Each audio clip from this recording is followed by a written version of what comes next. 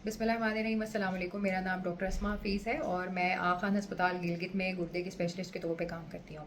आज की वीडियो का मकसद बेसिकली एक बीमारी है जो कि हम अलार्मिंग हद तक जीबी के लोगों के अंदर देख रहे हैं। इसका नाम है metabolic syndrome. Metabolic syndrome basically 5 चीज़ों से मिलकर बनता है। पहले मैं आपको एक्सप्लेन करूँगी कि 5 चीज़ें क्या हैं। इन 5 में से कोई सी भी 3 चीज़ें अगर आपको हैं तो हम आपको लेबल करेंगे मेटाबॉलिक सिंड्रोम। नंबर 1, आपके पास ब्लड प्रेशर आ जाता है। वो लोग जो कि ऑलरेडी ब्लड प्रेशर की दवाई ले रहे हैं या जिनका ब्लड प्रेशर 130/80 से ज़्यादा है, उनको बेसिकली हम मेटाबॉलिक सिंड्रोम की कैटेगरी के अंदर डालते हैं। नंबर 2, आपके पास शुगर के जो मरीज होते हैं, बेसिकली या तो आप शुगर की दवाई ले रहे हैं या आपको शुगर डायग्नोज हुई भी है या आपको प्री डायबिटीज़ है या आपको डायबिटीज़ है। बहुत से लोग हैं जिनकी कभी शुगर चेक ही नहीं हुई है। ठीक है, तो मैं थोड़ा सा आपको एक्सप्लेन कर देती हूँ। प्री डायबिटीज़ के अंदर अगर आपकी फास्टिंग शुगर मीन्स कि आपने जो नाश्ते से पहले जो आपकी शुगर चेक होती है वो 2 टाइम्स के ऊपर आपके पास ज़्यादा आ जाए, यानी कि 100 मिलीग्राम से 126 के दरमियान अगर आ जाए तो इसको हम कहते हैं प्री डायबिटीज़। और अगर 126 से फास्टिंग ज़्यादा आ जाए तो हम आपको लेबल करते हैं डायबिटिक, यानी शुगर आपको लेबल करते हैं। इसी तरह रैंडम शुगर के ऊपर हम आ जाते हैं जो कि खाना खाने के 2 घंटे के बाद होती है, या OGTT एक टेस्ट होता है जिसमें हम आपको शुगर खिलाते हैं और उसके बाद हम आपके 2 घंटे के बाद टेस्ट करते हैं। अगर वो आपका 200 मिलीग्राम से ज़्यादा आ गया है तो फिर हम आपको शुगर लेबल करते हैं, और अगर आपका 199 से 145 के दरमियान आया है तो हम आपको प्री डायबिटीज़ लेबल करते हैं। तो आपको ये सेकंड चीज़ ये होगी। नंबर 3, आपके ट्राइग्लिसराइड बेसिकली कोलेस्ट्रॉल के साथ एक चीज़ होती है। जब हम लिपिड प्रोफाइल कराते हैं तो उसके अंदर आती है, और आजकल जो हमारी रिसर्च है उसमें सबसे ज़्यादा जो हार्ट अटैक उन लोगों को होता है जिनके ट्राइग्लिसराइड ज़्यादा होते हैं। ट्राइग्लिसराइड जिसके भी 150 मिलीग्राम से ज़्यादा हैं उसको हम ये यहाँ पे कैटेगरी ऑफ मेटाबॉलिक सिंड्रोम के अंदर आएगा। उसके बाद हम आखिरी, जबकि हमारे पास 2 चीज़ें रहती हैं, एक और चीज़ ये होती है आपके पास कि एक कोलेस्ट्रॉल की फॉर्म होती है जिसको हम HDL कहते हैं। ख़वातीन और मर्दों में अगर ये 40 से नीचे है तो बेसिकली ये भी आपका एक पॉइंट है जो कि मेटाबॉलिक सिंड्रोम की तरफ आपको लेके जाता है। आखिरी चीज़ हमारे पास मोटापा आ जाता है, लेकिन मोटापे की भी डेफिनेशन है। वेस्टर्न पॉपुलेशन के अंदर अगर आदमियों में 102 सेंटीमीटर से बड़ी आपकी ये कमर की विड्थ है, बेसिकली आपकी कमर है, और ख़वातीन में 88 सेंटीमीटर से ऊपर की है जो तकरीबन 35 इंच बनती है।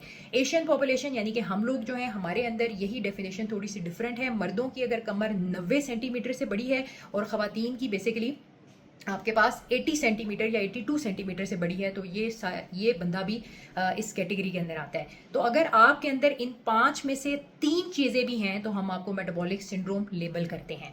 बहुत से लोग आजकल जो एसोसिएटेड इसके साथ डिसऑर्डर्स हैं, जैसे कि मोटापे की वजह से आपको जो सांस की तकलीफ होती है, आपके जिस्म के कुछ हिस्से जो होते हैं वो काले रंग के होना शुरू हो जाएं, ख़वातीन में जिस्म के ऊपर बाल आ जाना, और इसके अलावा आपकी आंखों के ऊपर और आंखों के अंदर आपके जो चर्बी के गोले छोटे छोटे बन जाते हैं, ये सारा कुछ भी इस कैटेगरी के अंदर डाला जा रहा है आजकल।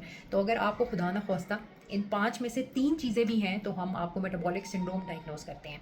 अब मेटाबॉलिक सिंड्रोम का ट्रीटमेंट क्या है या आप इसकी प्रिवेंशन कैसे कर सकते हैं? मेरी तो ऑब्जर्वेशन है कि जीबी की पॉपुलेशन के अंदर 20 साल से ऊपर के जितने भी लोग हैं सबका साल में एक दफ़ा टेस्ट होने चाहिए।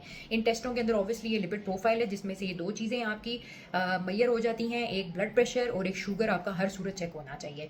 और हमारा असल में लाइफस्टाइल इतना ख़राब हो चुका है, सेडेंटरी लाइफस्टाइल है, हम सारे बैठे रहते हैं पूरा दिन, वॉक का कोई रुझान नहीं है। हम ये बिल्कुल नहीं कहते कि सब लोग जिम ज्वाइन कर लें, लेकिन अगर आप जिम ज्वाइन कर लें तो बहुत अच्छी बात है, लेकिन अगर आप वॉक, हर इंसान कर सकता है।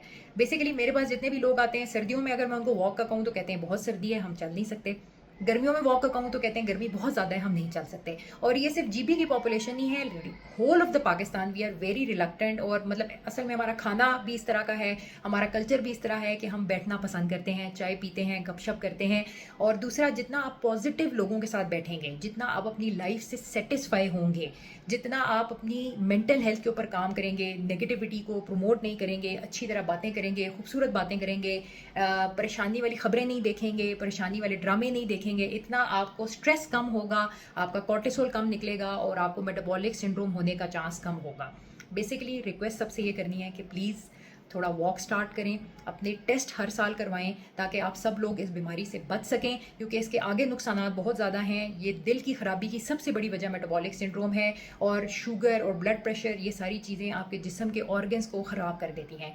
और जो लोग बहुत ही ज़्यादा एब्यूज़ और बिल्कुल कभी जिसने अपना ख्याल नहीं किया होता वो मेरे तक पहुँच जाता है। मैं बेसिकली लोगों का डायलिसिस करती हूँ, तो कोशिश करें कि मेरे तक ना पहुँचें, क्योंकि prevention is always better than cure. कि क्यों ना हम इन बीमारियों को रोक लें तो ज़्यादा बेहतर है। वैसे भी हम एक ऐसे मुल्क में रहते हैं जहाँ पे गरीब मुल्क है, हमारी हुकूमत के ऊपर बहुत ज़्यादा बर्डन है, मेटाबॉलिक सिंड्रोम आजकल एक बहुत बड़ा मसला है हमारा। तो बेसिकली रिक्वेस्ट होगी कि अपना भी ख्याल रखें, अपने घर वालों का भी ख्याल रखें, अपने मुल्क का भी ख्याल रखें, ताकि हम सब आगे इकट्ठे तरक्की कर सकें। बहुत बहुत शुक्रिया। होपफुली इस वीडियो का कोई फ़ायदा हुआ हो।